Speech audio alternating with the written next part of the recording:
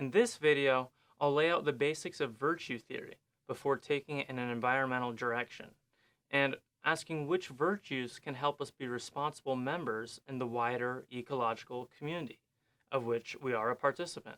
Okay, so virtue ethics is an ethical theory that emphasizes the character of the person or moral agent who is acting in an ethical dilemma. Virtue theory asks, what would a virtuous person do in this situation? It doesn't focus on the consequences of acting and how an action affects overall pleasure and pain, like utilitarianism, and it doesn't focus on universal moral duties to take certain ethical actions, like a Kantian deontology. Instead, virtue ethics centers around the character traits and intentions within the person who is acting, and it claims that by becoming a virtuous person, we will automatically act virtuously in any ethical dilemma. Examples of virtues include courage, generosity, kindness, honesty, and care. Aristotle, the founder of virtue theory, thought that we become a virtuous person by forming habits which establish this virtue or character trait in us. The virtue then becomes part of our cognitive and behavioral way of being in the world, and it manifests in our responses to issues we encounter. At first, learning a virtue entails mimicking a virtuous person who is a moral exemplar, but gradually and eventually we begin to express that virtue ourselves without their guidance.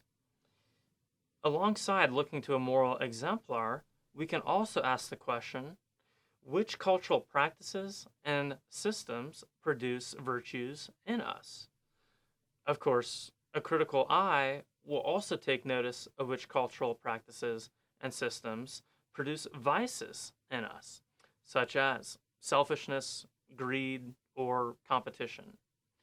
Since individuals are always embedded in multiple, larger systems that interact with each other, it's important to be aware of which behavioral traits are encouraged or discouraged by these social, political, and economic systems.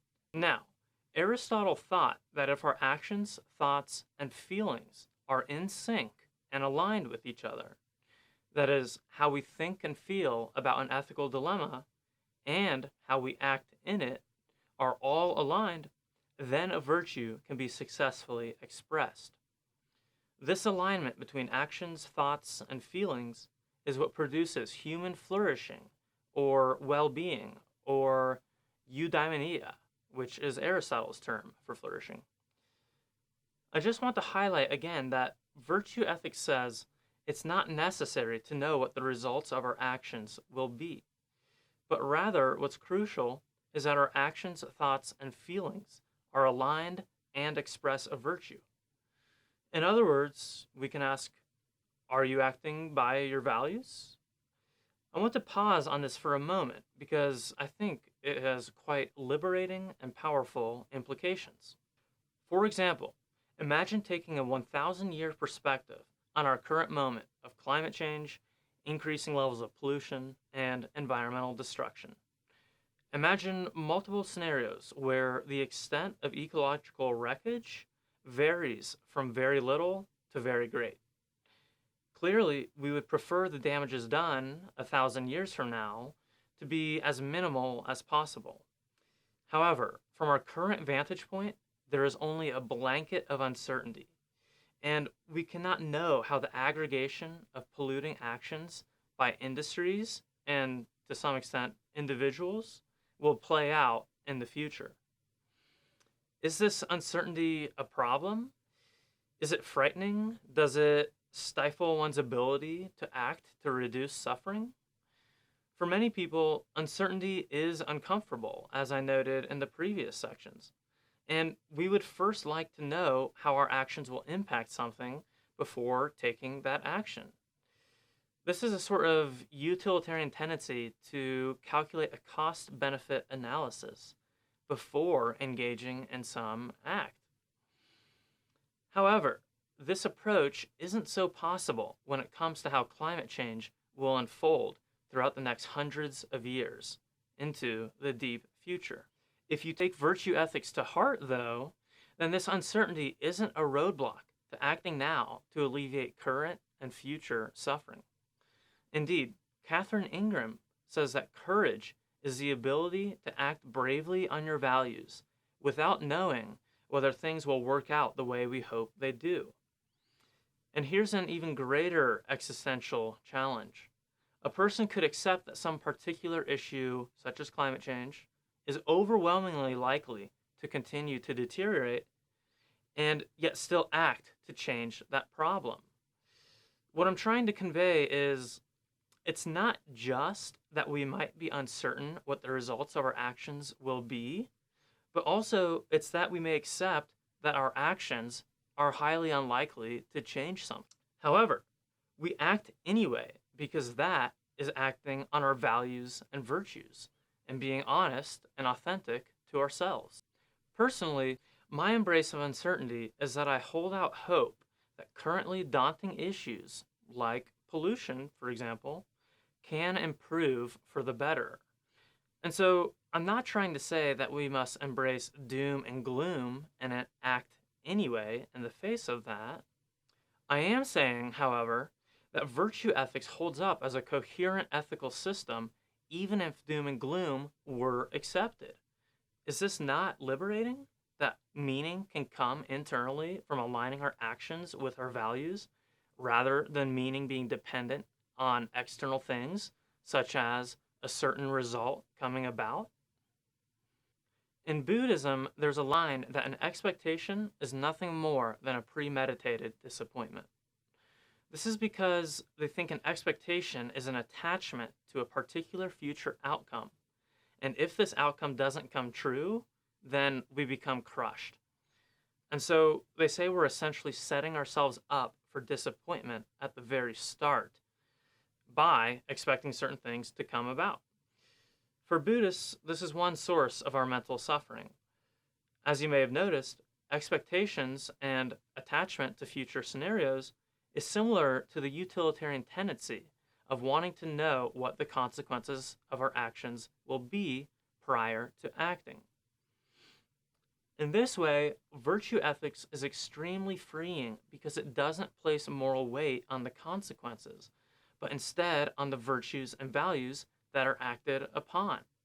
I encourage you to pause the video and reflect on your thoughts and feelings about this ethical system.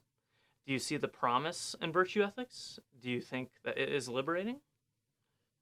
I'll now turn to environmental virtue ethics in particular. Given the ongoing crisis of environmental destruction and how this hurts the welfare and interests of non-human beings with who we share the planet, as well as hurts humans through our dependencies on the natural world, it seems that we would benefit from practicing virtues which extend kindness to non-human organisms and ecosystems. Some questions, then, are: which virtues allow us to be good land stewards or ecological citizens? Call it what you would like. Can we recognize and practice virtues that lead to both human and non-human flourishing? What could a conception of human well-being or flourishing or the good life look like if it required the flourishing of the natural world too? These are the questions that I'll explore now. I'll start by describing an article written by philosopher Philip Cafaro, who reviewed environmental virtues displayed by Henry David Thoreau, Aldo Leopold, and Rachel Carson. Cafaro found 5 common themes amongst these 3 thinkers, and I'm going to spend some time unpacking them. The first theme was a wish to reframe economic activity and resituate its role in our lives. Namely, it's a desire to reframe economics from a machine that drives unending extraction, production, acquisition, and waste to a tool placed in support of allowing decent, comfortable human lives. Indeed, Thoreau's voluntary simplicity and frugality, that is, his intentional pursuit of a simple lifestyle, represents a disillusionment with the overwork he perceived in society. This is evident throughout Walden. Thoreau wanted to frame human flourishing as stemming from experiences and relationships rather than from material accumulation, economic gain, or the pursuit of wealth.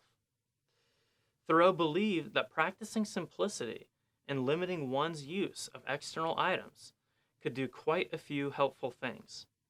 It could reduce our footprint on the land, allow us to be aware of the ecological consequences of our ways of living, and lead to greater freedom to develop ourselves. It could also allow us to pursue knowledge of the natural world and knowledge of ourselves. I'm going to spend a second on how simplicity promotes freedom.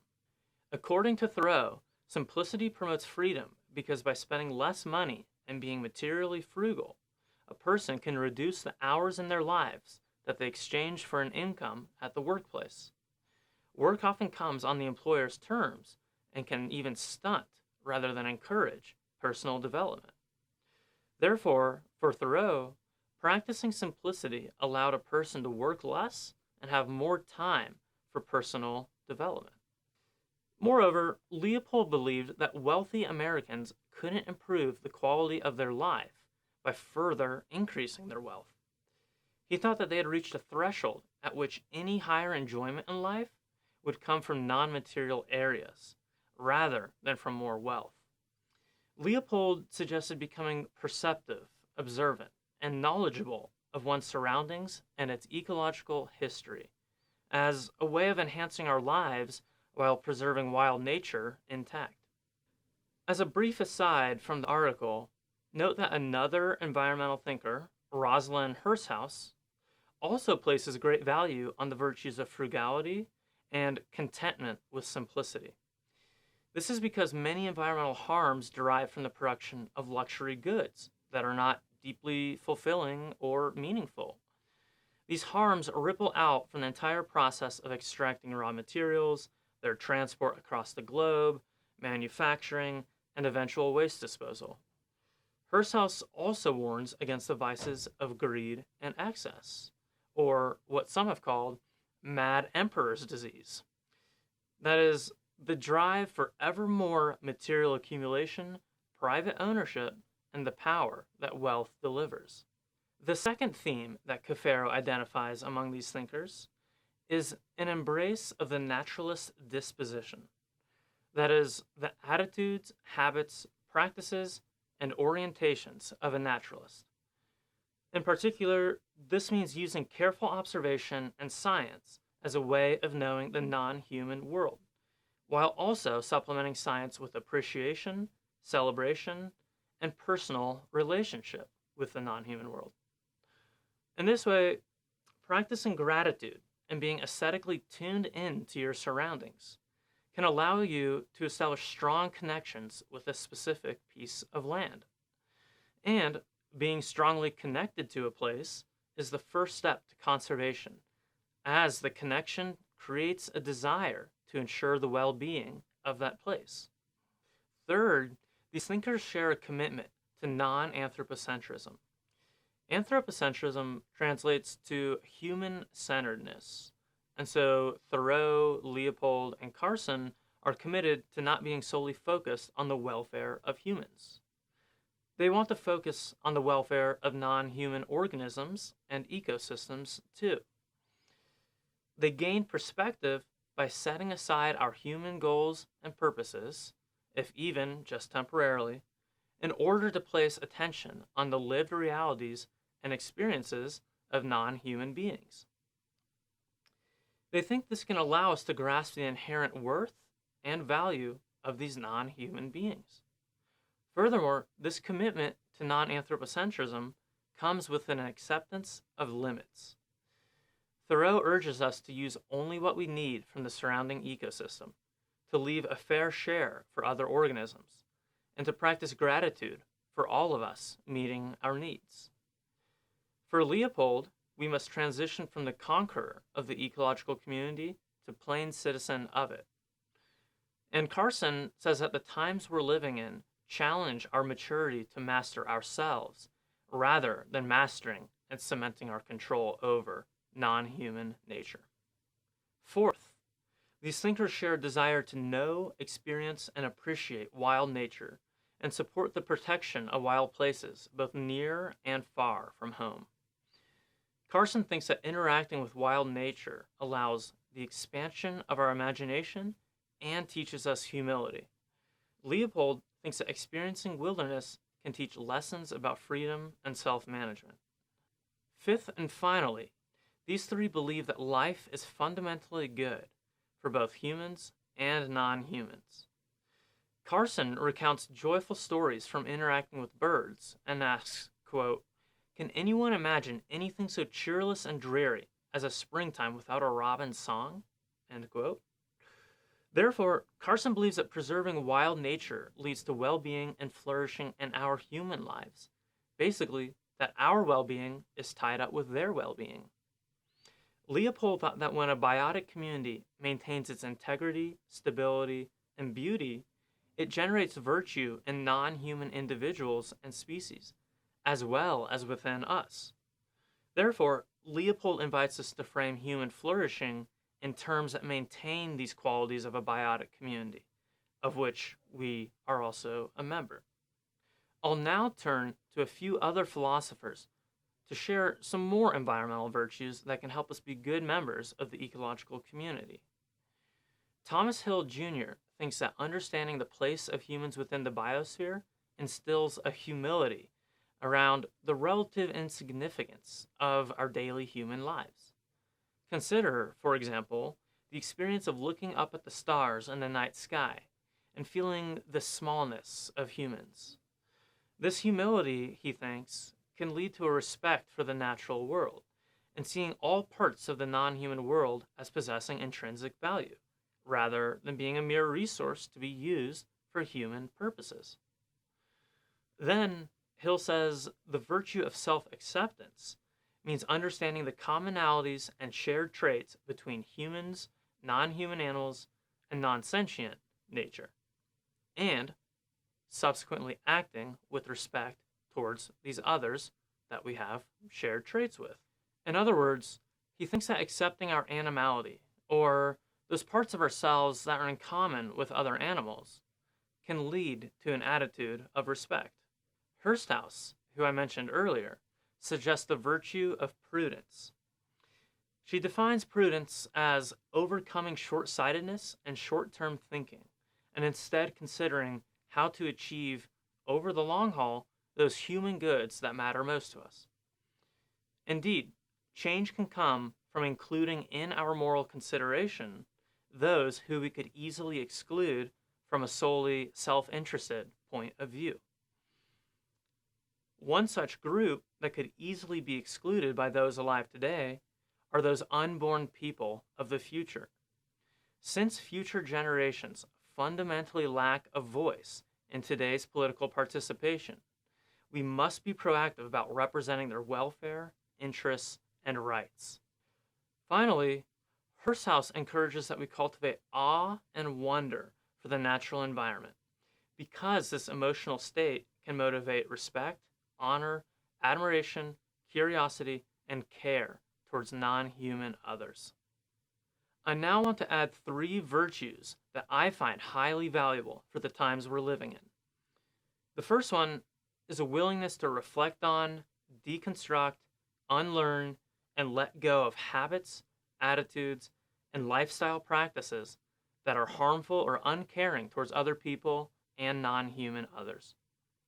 We can call this the virtue of humility and recognition of fallibility. That is, recognition of where we go wrong, where we're false.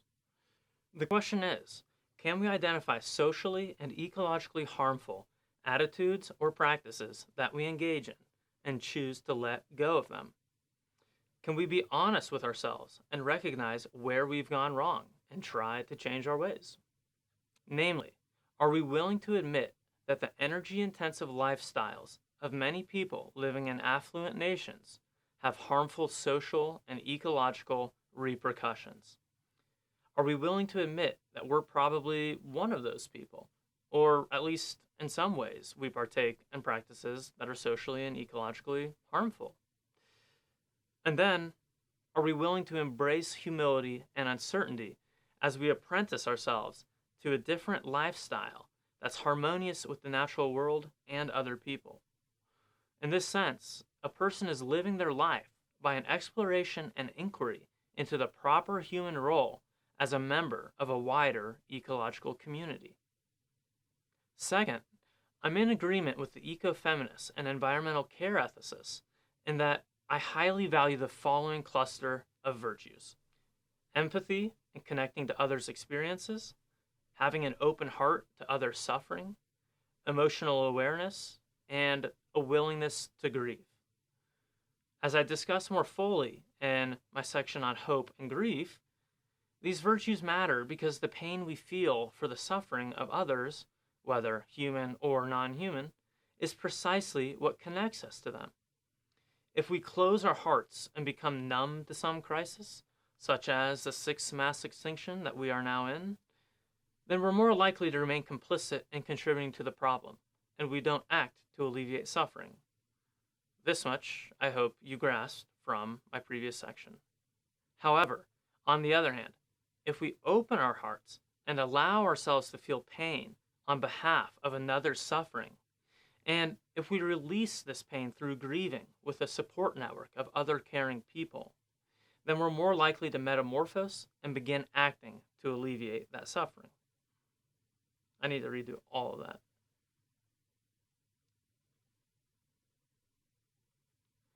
Second, I'm in agreement with the ecofeminists and environmental care ethicists in that I highly value the following cluster of virtues: empathy and connecting to others' experiences, having an open heart to others' suffering, emotional awareness, and a willingness to grieve. As I discussed more fully in my previous section on hope and grief, these virtues matter because the pain we feel for the suffering of other people or non-human beings is precisely what connects us to them. If we close our hearts and become numb to some crisis, such as the sixth mass extinction that we're currently in, then we're more likely to remain complicit in contributing to the problem, and we don't act to alleviate suffering. However, on the other hand, if we open our hearts and allow ourselves to feel pain on behalf of another's suffering, and if we release this pain through grieving with a support network of other caring people, then we're more likely to metamorphose and begin acting to alleviate that suffering. Third, I want to add imagination as an important virtue for our times. As we age and gradually leave childhood, the faculty of imagination gets ignored, it receives little praise or conversation in homes and schools, or it's dissuaded against in other implicit or even explicit ways. Meanwhile, rationality, or our ability to reason, is instead promoted. However, cultivating a rich imagination is a useful tool for envisioning other social and ecological possibilities and different forms of arranging daily society. We can use our imaginations to respond to questions like, how can we meet our basic needs in a different way than we currently are, in ways that aren't socially and ecologically harmful? For example, how could our farming systems and food production landscapes look and function differently? What might it look like to grow food in polycultures rather than monocultures, or to practice agroforestry food systems? Can you imagine taking aesthetic delight in the landscape that's producing healthy food, a food system that's also boosting topsoil and creating habitat for insects and animals? Let yourself imagine this. How would you feel about such landscapes? Imagination is especially pertinent as a virtue because under global capitalism, whose industries and excessive use of the natural world spews great harms, the reproduction of daily life appears to us as natural, inevitable, final, and unchanging. Basically, daily life under capitalism appears cemented in stone and like it cannot be changed. It appears fixed. It can be difficult to see alternatives to how we're currently living, or if we do have a vision in mind, it can be difficult to see the transition or bridge to that vision. Imagination can shine through the cloak of inevitability, this facade that daily society will always be as it currently is. And it can reveal that we don't have to be living in a way that perpetrates social and ecological degradation. Imagination, therefore, can help us to consider alternatives and ways to get there. Before I conclude, I'm going to take a quick detour to look back at the problem of inconsequentialism, which we outlined at the start of this video series. Namely, I want to briefly explore what virtue ethics might mean for activists, especially those who struggle with burnout or finding meaning in their activism. There are two culturally ingrained beliefs that dissuade people from activism, and you might be familiar with some variation of their formulations. They go something like, a single individual cannot possibly change the world, and change only matters if it's large-scale change. But let's stop and think about this. Do most of us have the ability to affect large-scale change? No. And so these twin beliefs are very disempowering. For most of us, we necessarily reach a small audience with our activism. That is, we often can only reach those people who live in our community. Although, of course, the ability of the internet to amplify our voices can potentially change this to some degree. Yet, the question remains, since we can typically only impact a small group of people through our words or actions, does this take away its meaning? Does a small impact mean that our actions or sharing of words or ideas are no longer valuable? Does it not matter whether we put the energy into these activities, since they're unlikely to create large-scale change? A virtue ethicist would likely answer that small-scale change is both more possible than large-scale change, and it does have moral significance. It matters. It is indeed worth our effort. For example, imagine if your mind was changed on a topic that is important to you by a video essay that you listened to. You would likely feel grateful for this new perspective that you became aware of. And even if this video essay only helped 10 people, its producer is still impacting each of them in a deep way. In this way, depth can be prioritized over breadth. Perhaps it doesn't matter how many people we reach, but how deeply we move the few people we do reach. So this just speaks to the significance of small-scale change. This embrace of depth over breadth can help activists to find meaning in their activities, even if they don't create the large-scale changes they desire. However, you may have noticed that this still presumes that our activism's significance comes from the people we reach.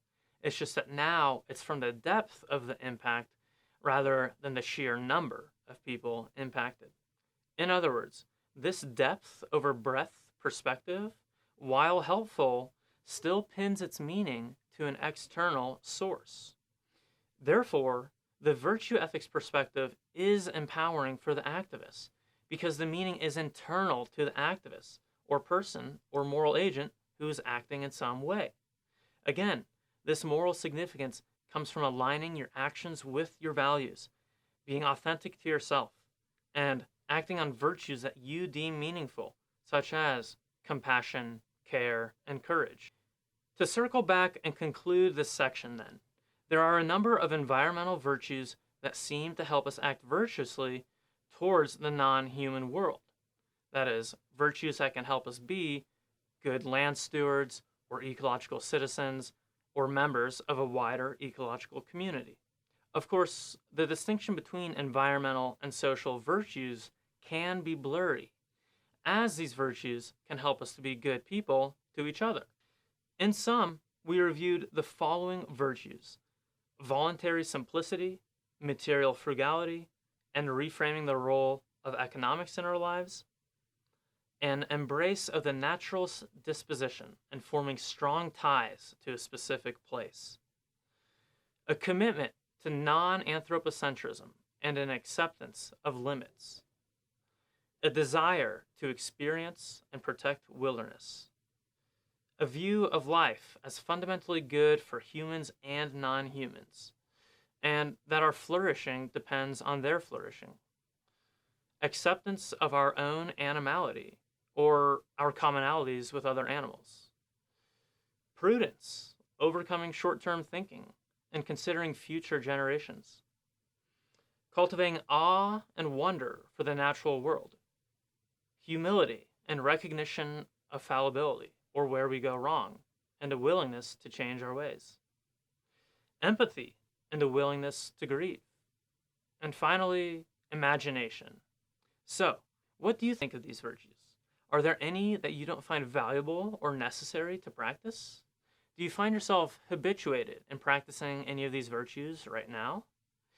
And as this is the last video in this series, have you felt yourself changed by these perspectives on grief work, active hope, and virtue ethics?